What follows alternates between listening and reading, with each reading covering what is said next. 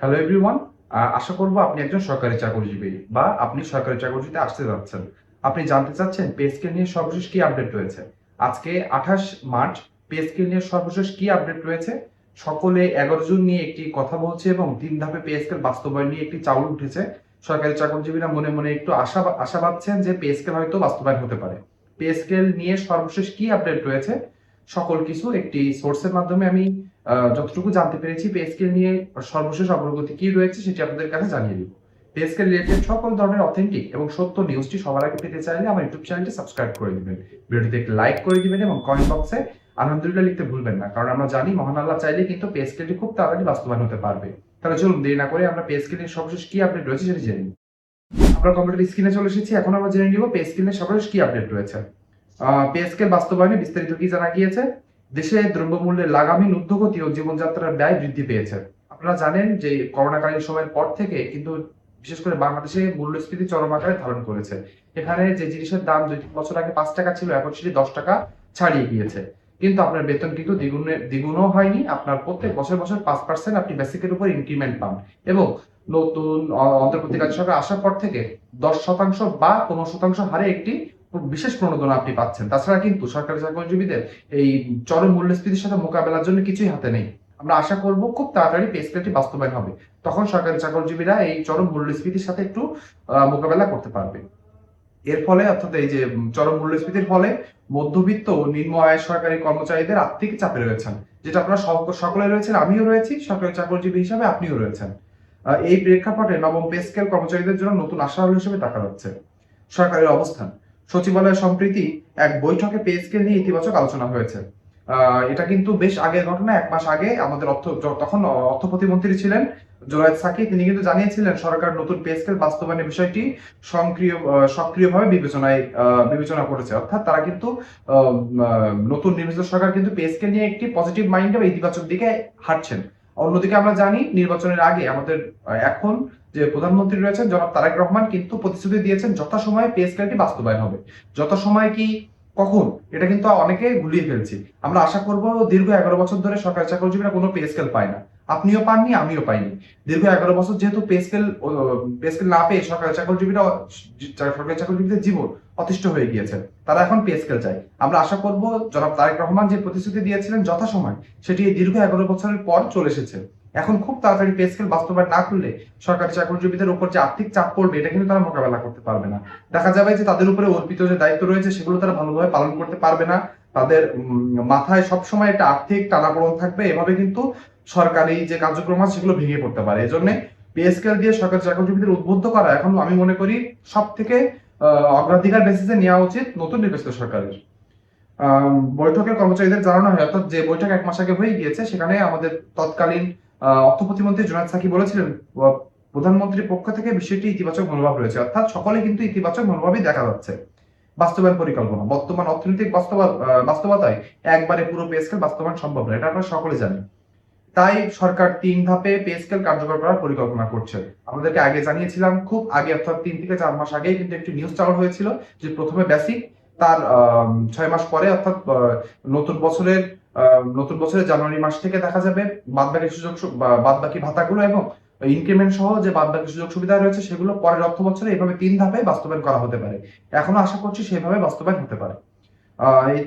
সরকার এই 3 ধাপে বাস্তবায়নের পরিকল্পনা নিয়ে হাঁটছে, কিন্তু এই ধাপে বাস্তবায়নের মাধ্যমে বাজেটের উপরে চাপ কমানো যাবে, একই সঙ্গে কর্মচারীদের ধীরে ধীরে সুবিধা সব দেওয়া যাবে। আমি মনে করি এই ধাপে ধাপে বাস্তবায়ন করাই সব থেকে ভালো হবে। সরকারি চাকরিজীবীরা একটু ভালো থাকতে পারবে, অন্যদিকে সরকারি কোষাগারে অতিরিক্ত অর্থের চাপ পড়বে না। পে কমিশনের অগ্রগতি কি রয়েছে।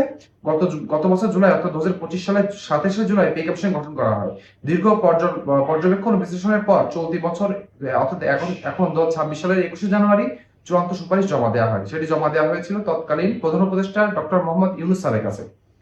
সুপারিশ জমা পড়লে এখনো বাস্তবায়নের নির্দিষ্ট তারিখ ঘোষণা হয়নি। আমরা জানি শেষ দিকে এসে আমাদের অন্তর্বর্তীকালীন সরকার পে স্কেল বাস্তবায়ন না করে দিয়ে সরকারি চাকরিজীবীদের সাথে বিশ্বাসঘাতকতা করেছেন।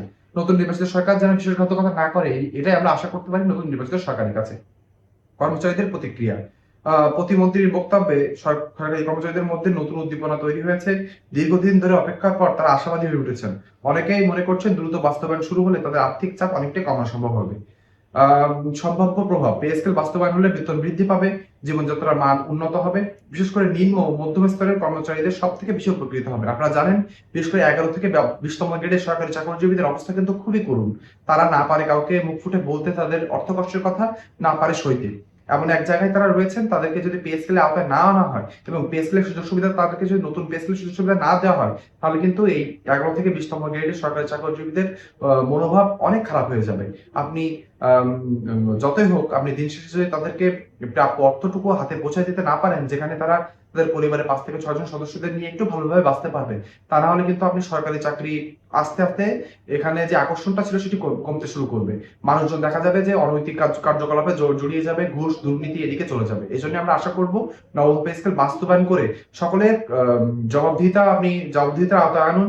আর কেউ কোনো সরকারি চাকরিজীবীরা যদি কেউ কোনোভাবে কোনো দুর্নীতি বা ঘুষের ভিতরে জড়িয়ে পড়ে, তাদেরকে দৃষ্টান্তমূলক শাস্তির ব্যবস্থা করুন। কিন্তু সরকারি চাকরিজীবীরা সবাই ঘুষখোর না, সবাই অসৎ না। অনেকে আছেন সৎ পথের ইনকাম দিয়ে তাদের পরিবারকে পরিচালনা করেন। আমরা মনে করব তাদের জন্য হলেও পে স্কেলটি বাস্তবায়ন করা অতীব জরুরি। বর্তমান কি অবস্থা রয়েছে? বর্তমান অবস্থা হচ্ছে এখনো পে স্কেল নিয়ে চূড়ান্ত কোনো ঘোষণা আসেনি। তবে সরকার ইতিবাচক সংকেত পরিস্থিতিকে আশাব্যঞ্জক করেছে। একদম শেষ দিকে এসে জেনে নিব যে লক্ষ লক্ষ সরকারি কর্মচারী এখন আনুষ্ঠানিক ঘোষণার অপেক্ষায় রয়েছেন।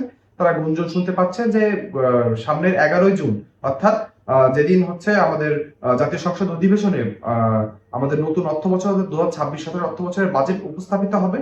সেখানে আমরা বুঝতে পারবো যে যেহেতু পে স্কেল বাস্তবায়নের জন্য অনেক অর্থের প্রয়োজন রয়েছে, যদি আংশিকভাবে বাস্তবায়ন করতে হয় তখন দেখা যাবে 40 থেকে 50,000 কোটি টাকার প্রয়োজন রয়েছে।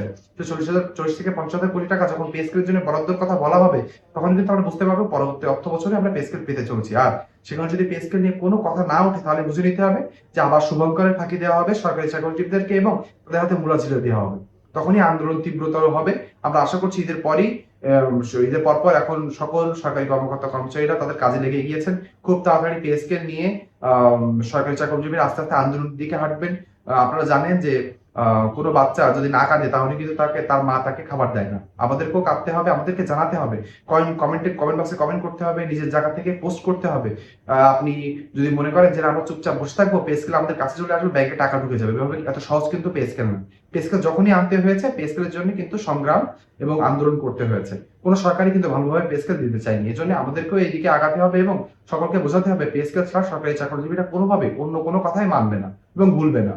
এজন্য আমরা আশা করবো সকলেই আমাদের হাতে হাত রেখে পে স্কেল নিয়ে সামনে আন্দোলন সংগ্রামে যোগদান করব। আপনি যদি পে স্কেল চান বাস্তবায়ন হোক, তাহলে আমার ইউটিউব চ্যানেলটি অবশ্যই সাবস্ক্রাইব করে দিবেন, কারণ সামনে আন্দোলন রিলেটেড সকল ধরনের নিউজ এবং পে স্কেল নিয়ে সর্বশেষ কি আপডেট রয়েছে সেগুলো জানিয়ে দিব এই ইউটিউব চ্যানেলের মাধ্যমে।